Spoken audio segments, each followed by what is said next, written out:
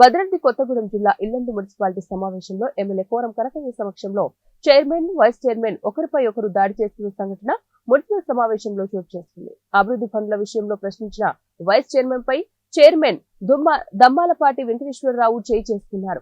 దీంతో సభ అర్థాంతరంగా ముగిసింది. సమావేశంలో పట్టణంలోని శ్మశాన వాటికలకు ₹1,00,000 వెచ్చించి ఖర్చు పెట్టలేదు. అదేవిధంగా కొన్ని అభివృద్ధి పనులు పూర్తి కాలేదని వైస్ చైర్మన్ జానీ సమావేశంలో ప్రశ్నించారు. దీంతో చైర్మన్ దమ్మాలపాటి వెంకటేశ్వరరావు జోక్యం చేసుకుని నీకు ప్రశ్నించే హక్కు లేదనడంతో ఇరువురి మధ్య మాట పెరిగింది. ఒకరినొకరు కూడా బూతులు తిట్టుకున్నారు.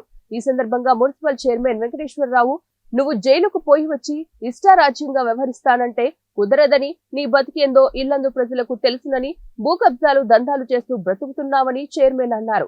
వైస్ చైర్మన్ జానీ కలగజేసుకుని నువ్వు ఇల్లందులో కుటుంబాలను నాశనం చేశావని, కొంతమంది చావు కూడా కారణమయ్యావని, నీ వల్ల ఆ ఇల్లందు అభివృద్ధి కుంటుపడిందని వైస్ చైర్మన్ అన్నారు. ఈ నేపథ్యంలో చైర్మన్ దమ్మాలపాటి వెంకటేశ్వరరావు సమావేశంలోనే వైస్ చైర్మన్ జానీపై చేయి చేసుకున్నాడు.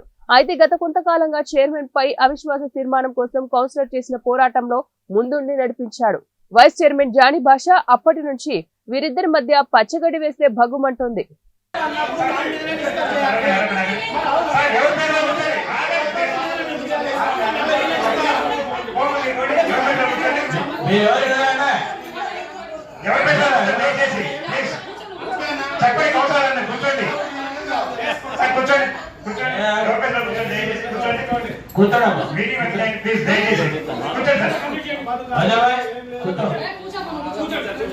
దయచేసి పర్సనల్ చూద్దండి, మీటింగ్ కంటిన్యూ ప్లీజ్.